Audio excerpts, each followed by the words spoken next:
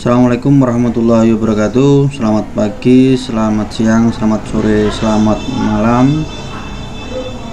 Kali ini kita akan belajar kembali tentang self diagnosis function dari PGMFI. Tetap di materi pembelajaran SMK otomotif, masih mempertahankan semboyan saya berbagi untuk negeri ya. Video ini video ke-15 saya ya, silahkan dilihat di channel saya di bawah ini, melalui link di bawah ini, atau bisa lihat-lihat materi-materi yang lain yang sudah saya buat ya, silahkan dilihat. Yang belum subscribe silahkan subscribe, yang sudah subscribe saya ucapkan terima kasih ya.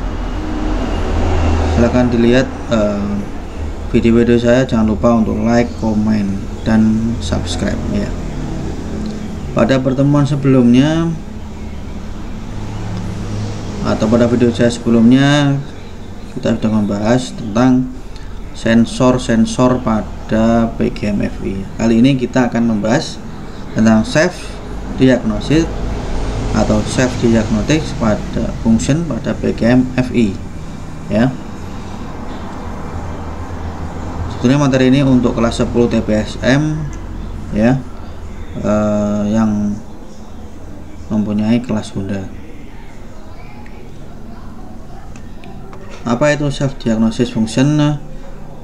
Sewaktu ECM mendeteksi tangkapan yang tidak normal dari sistem PGMFI, maka MIL atau malfunction indicator lamp yang ada di speedometer ya, atau dashboard akan berkedip sesuai dengan fungsi diagnosan mandiri dari sistem agar dapat memberitahu kepada pengendara tentang adanya masalah pada sepeda motor, atau MIL terletak pada panel speedometer ya. Dari setiap sepeda motor yang sudah menggunakan PGMFI akan dilengkapi dengan semacam lampu. Ya, lampu di sini menunjukkan ya, kedipan ini menunjukkan nanti sistem tersebut ada masalah atau tidak gitu ya. Nah, ini letaknya di sini biasanya MIL-nya, kunci kontak. Kita kunci kontak on, maka MIL ini akan nyala, atau lampu cek engine-nya akan ada. Pada saat awal kunci kontak diputar ke posisi on, indikator lampu MIL akan menyala kira-kira 2 detik ya, dan kemudian akan mati. Ini mengkalibrasi. Apabila terjadi kegagalan, kelainan pada sensor-sensor yang kemarin kita pelajari, MIL akan memberikan kode yang berupa kedipan sesuai dengan sensor yang rusak. Ini sistem dalam keadaan normal ya, ketika untuk kontak on maka dia akan berkedip selama 2 detik ya, bukan berkedip ya, menyala 2 detik ya. Kalau tidak normal maka seperti ini, 2 detik dia menyala, kemudian mati, kemudian timbul kedipan 1, 2, 3, 4, 5, 6, 7. Nanti kita lihat 7 itu kode apa ya, seperti itu.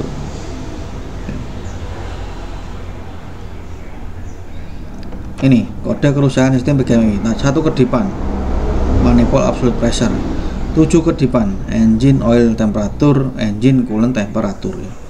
8 kedipan throttle position sensor, 9 kedipan intake air temperature, 12 kedipan injektor, 21 kedipan O2 sensor, 29 kedipan idle air control valve, 33 kedipan engine control module ECM ya. 54 kedipan bank angel sensor. Ini dihafalkan ya, silakan dihafalkan apa saja ya, kalau 1 itu apa dan seterusnya sampai 54 kedipan itu apa saja ya. Lampu MIL malfunction indicator lamp berfungsi sebagai indikator kerusakan pada sistem PGMFI. Lampu MIL akan berkedip sesuai dengan jenis kerusakan yang ada, seperti tabel di atas tadi ya. Malfunction indicator lamp terdapat 2 jenis kedipan MIL, yaitu kedipan pendek 0,3 detik dan kedipan panjang 1,3 detik. MIL berkedip pendek berarti 1 dan MIL berkedip panjang berarti 10 ya. Jadi 54 tidak kita tunggu sampai dengan 54 kedipan, tidak, tapi dia berkedip pendek dan panjang. Jika 2 atau lebih kode kegagalan yang terdeteksi, maka semua kode akan dikeluarkan secara berulang-ulang. Akan berulang-ulang. Misal 1, kemudian berhenti lagi, kemudian 7, 1 dan 7 dan seterusnya. Seperti ini contohnya ya. Ini kedipan panjang. Ya, 1,3 detik. Nyala, kemudian mati, kemudian nyala, mati. Nah, ini berarti 11. Ketika kode kegagalan adalah 7, kode kegagalan ditandai dengan berkedip pendek 7 kali ini ya. Tetek, nyala, mati, nyala, mati, nyala, mati, seterusnya sampai 7 kali.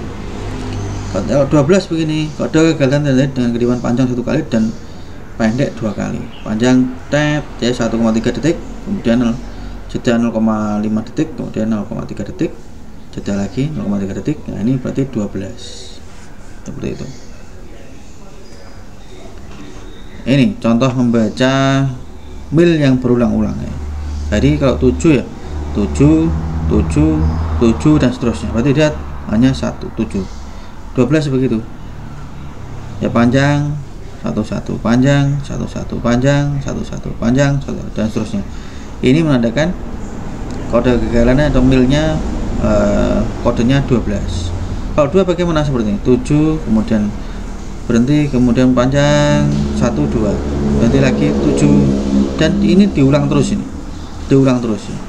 Berarti ini kode kegagalan jadi 2, 7 dan 12. Berdasarkan kode kegagalan, Anda dapat mempersempit analisa kerusakan. Kemungkinan terjadi kelainan bisa pada rangkaian atau sensor. Untuk mengidentifikasi, Anda harus memeriksa rangkaian dan komponen yang ditentukan bermasalah berdasarkan kode kegagalan ini. Selanjutnya, jadi kedipan itu di sini ya.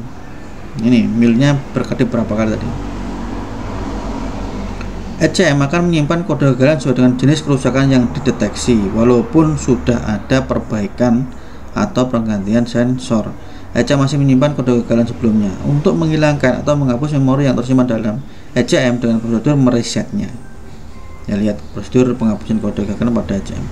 Nah, ini ya, kode kegagalan tadi 12, 33, 54, 21 itu akan tersimpan pada ECM. Dan ini ada prosedur penghapusan kode kegagalan pada ECM ya. Nanti akan kita bahas ya, pemeriksaan histori kode kegagalan. Apabila kerusakan pada sensor sudah diperbaiki, maka mil tidak akan berkedip. Akan tetapi ECM masih merekam atau menyimpan adanya kode kegagalan yang terjadi sebelumnya. Bisa diketahui dengan cara memasang DLC short connector pada DLC ya. Dipasang lagi, masih ada enggak kode-kodenya itu? Kalau ada, berarti kita harus meresetnya ya. Caranya bagaimana ini kode pemeriksaannya ini ya? Ini DLC nya seperti ini, DLC short connectornya ya. Lepasan cover sehingga DLC kelihatan cover ya, seperti ini DLC. Pastikan kunci kontak pada posisi off dulu, di off kan dulu kunci kontak. Lepaskan DLC cap penutup DLC, ini ada tutupnya, ini dilepaskan. Hubungan DLC short connector, ini dihubungkan ke merah ini ya. Setelah dibuka, kemudian short connector ini dihubungkan. Putar kunci kontak on, histori kegagalan sensor yang tersimpan dalam ECM dapat dibaca ya. Ketika ini ditancapkan kunci kontak posisi on, maka di sini akan terbaca kembali ya, kode kegagalan sensor yang disimpan oleh ECM. Jika terdapat histori kegagalan yang disimpan ECM, maka mil berkedip untuk menunjukkan kode kegagalannya. Jika tidak ada histori kegagalan, maka mil akan menyala terus. Jadi kalau menyala terus berarti aman ya. Kalau ada kedipan berarti kode kegagalan masih tersimpan pada ECM ya. Catatan, apabila ECM menyimpan kode kegagalan, maka sebaiknya dilakukan penghapusan atau reset ECM-nya. Bagaimana caranya? Seperti ini ya. Lepaskan cover DLC yang kelihatan itu ya, cover. Pastikan kunci kontak off dulu. Pada satu masalahnya ini di off kan dulu. Kemudian lepaskan DLC cap ya. DLC capnya dilepas dulu. Kemudian hubungan DLC short connector tadi pasang seperti ini, kemudian kita putar posisi on, pasang DLC short konektor dan pasang kembali dalam waktu 5 detik, cabut, pasang kembali dalam waktu 5 detik. Mil akan berkedip pendek secara terus menerus, tanda berhasil penghapusan kode kegagalan. Jadi kalau milnya itu berkedipnya terus ya, berkedip terus berarti berhasil. Kalau berkedipnya masih seperti tadi, berkedip berhenti, berkedip berhenti, berkedip berhenti dan seterusnya, berarti itu masih ada masalah. Mil akan berkedip pendek secara terus menerus ya. Putar kembali kunci kontak pada posisi off, lepaskan DLC short konektor dan pasang kembali tutup DLC, berarti sudah berhasil ya. Kita mereset ECM nya. Prosedur penghapusan kode kegagalan yang tidak berhasil ya, jika DLC short konektor tidak tersambung dalam waktu 5 detik, maka nomor 6 nya salah ya. Kelamaan lebih dari 6 detik, maka lampu indikator mil akan menyala terus, tidak berkedip. Hal ini menunjukkan bahwa proses penghapusan tidak berhasil. Memori kerusakan masih tersimpan di ECM. Apabila kunci kontak diputar posisi off kemudian diputar on lagi, indikator FI nya akan berkedip sesuai dengan kode kegagalan yang masih tersimpan, jadi tidak berhasil. Jadi harus kita ulangi lagi kira-kira 5 detik, kemudian kita pasang kembali dengan cepat. Nah ini kalau berkedip terus maka berhasil. Jika sistem gagal menghapus kode kegagalan, maka lakukan prosedur reset ECM lagi dari awal ya, tadi langkah-langkah tadi diulangi kembali sampai dengan berhasil. Prosedur reset TP sensor dan ECM. Hal-hal yang perlu diperhatikan. TP itu apa? Total Position Sensor ya. Pastikan ECM tidak menyimpan kode kegagalan ya.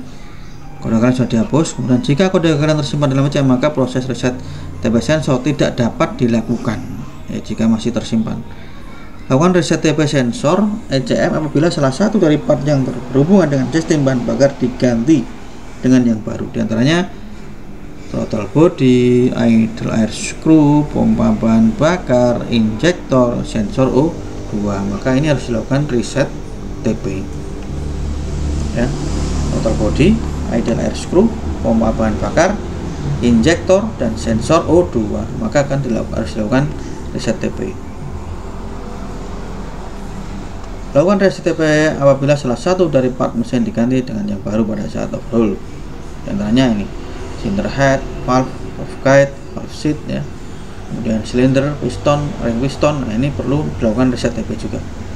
Urutan reset TP di antaranya putar kunci kontak pada posisi off dulu ya, lepaskan penutup DLC, pasang DLC konektor, lepaskan konektor sensor EOT ya, jadi engine oil temperaturnya dilepaskan.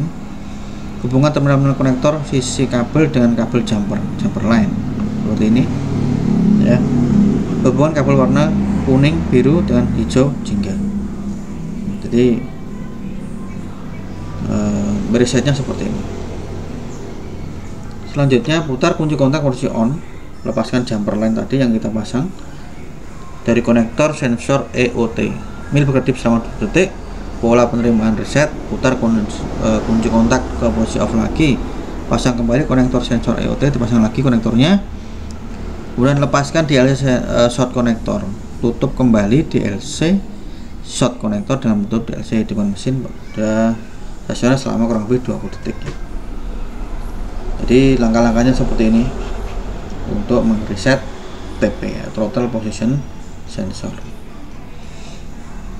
Prosedur attitude setting atau setting ketinggian ya, ini ada beberapa mode. Pilih mode yang cocok dengan sesuai dengan ketinggian daerah setempat. Jadi misalkan di sini mode 1 dari titik mula altitude tinggi yaitu di atas permukaan laut lebih 2000 meter. Kalau itu rendah ketinggian di atas permukaan laut dari 2000 meter. Kalau yang mode 2 ketinggian 2000 sampai 2500 meter di atas permukaan laut ya. Untuk mode 3 2500 dan sampai dengan 3500. Yang di pegunungan ini ya, pegunungan harus menggunakan mode 4 ketinggian 3500 atau lebih tinggi lagi ya. Jadi settingannya berbeda-beda. Hal yang perlu diperhatikan, pastikan ECM tidak menyimpan kode kegagalan, sama ya. Jika kode kegagalan tersimpan dalam ECM, maka proses auto setting tidak dapat dilakukan. Maka tadi dihapus kembali, di reset kembali, baru lakukan pemilihan mode ya, sesuai dengan ketinggian darahnya yang biasa dilewati.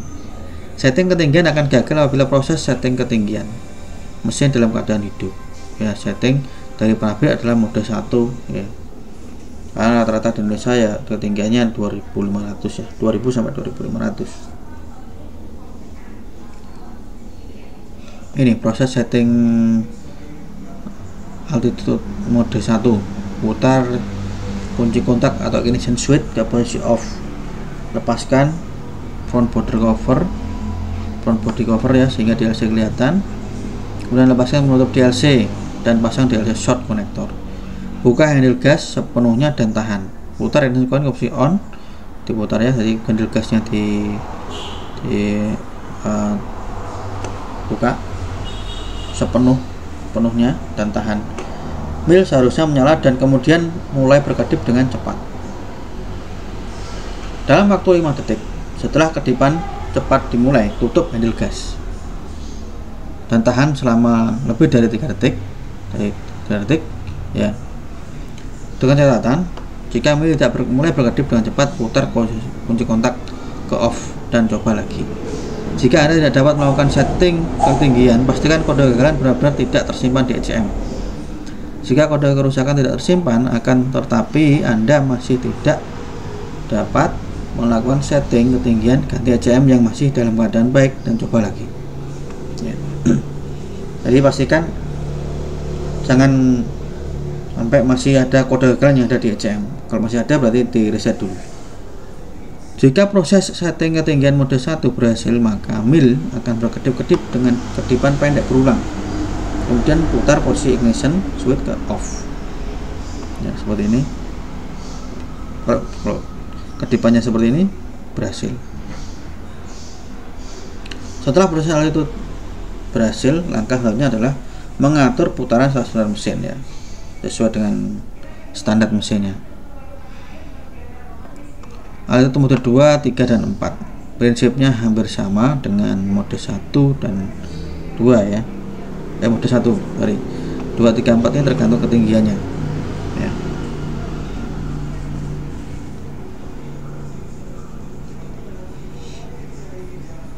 Tapi di sini ya bedanya saat pembukaan yang gas. Kalau tadi kalau mode 1 0,3 detik ya. Tapi kalau ini dalam waktu 5 detik setelah kedipan cepat dimulai, hentakan handle gas dengan cepat, tutup selama 5 detik ya, 5 detik, kemudian buka selama 5 detik, 0,5 detik, kemudian tutup handle gas dan tahan selama lebih dari 3 detik. Ini yang membedakan dengan mode 1.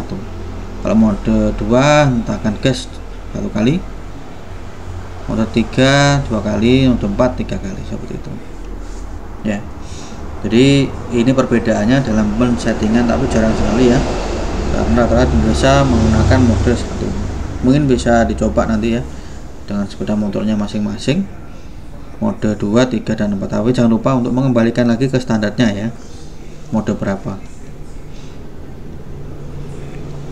Mil akan mengulang kedipan pendek, jumlah ini kode dipilih ya, seperti ini. Kemudian setelah berhasil baru dilakukan setting RPM sesuai dengan sepeda motor yang digunakan. Ini kode-kode tabel kedipan mil dan gejala yang ditimbulkan ini ya. Kode 1 map sensor, kegagalan fungsinya voltase rendah, rangkaian map sensor kurang dari 0,19 volt ya, kegagalan pemakaian map sensor atau rangkaiannya. Gejalanya mesin beroperasi secara normal, nilai program 698 mm/Hg 930 ya skala. Voltase tinggi rangkaian map sensor lebih dari 3,84 volt ya. Kontak longgar atau buruk dari kontaktor map. Kegagalan pemakaian map sensor atau rangkaiannya dan seterusnya ya. Kalau kode 7 ini ada ECT ya, engine coolant temperatur. Nah, ini penyebabnya gagalnya. Kemudian fail safe-nya seperti ini. Jadi gejala-gejala yang timbulkan sulit dihidupkan, ya, cooling fan-nya tidak hidup, dan sulit hidup. Ini gejala-gejalanya. Kegagalan di mana di sini? Ya. Perlu diperiksa tegangannya ini, voltase ECT, kode 8 throttle position sensor, akselerasi mesin buruk. Ya. Jadi saat akselerasi di jalan itu terasa lambat gitu ya. Jadi voltasenya bisa diukur, kalau kurang dari berarti ini penyebabnya, kalau lebih dari maka ini penyebabnya.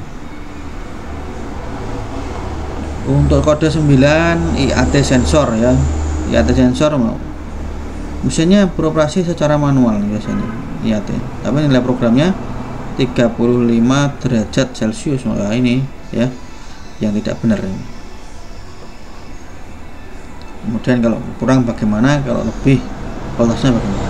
Kode 12 ini ada injektor, kegagalannya mesin tidak bisa hidup biasanya ya. Jadi injektor tidak bisa melabutkan bahan bakar. Injektor, full pump, dan ignition coil dimatikan. Hati-hati, ada bank angel sensor yang mematikan 3 komponen ini. Maka prosedurnya bank sensor digunakan dulu, baru diperiksa. Kode 21 O2 sensor ya, mesin beroperasi secara normal ini, tapi bisa jadi boros ya, karena O2 nya yang keluar dari knalpot ya, agar knalpot tidak terdeteksi sehingga tidak bisa memberikan informasi kepada ECM ya. Yang terakhir ini ya, kode 29 IACV ya. Biasanya ini mesin mogok, sulit dihidupkan, putaran stasioner kasar. Nah, ini gejalanya bisa diperiksa dari IACV nya masih bagus atau enggak ya. Kalau bank angel sensor tadi mesin tidak bisa hidup. Nah, ini 3 komponen ini dimatikan ya. Jadi bank angel sensor ini tugasnya mematikan pada saat ini sudut kemiringan kendaraan tidak bergerak ya, 55 plus minus 5 derajat ya. Baik, pada pertemuan kita pagi kali ini sampai dengan kedipan mil ya, atau gejala-gejalanya silahkan dipahami, silahkan dipelajari kembali ya, yang telah saya sampaikan pagi ini atau dalam pertemuan kali ini. Kemudian jangan lupa untuk mengisi rangkuman di lisensi kehadirannya. Baik, terima kasih, selamat belajar, salam sehat selalu. Assalamualaikum warahmatullahi wabarakatuh.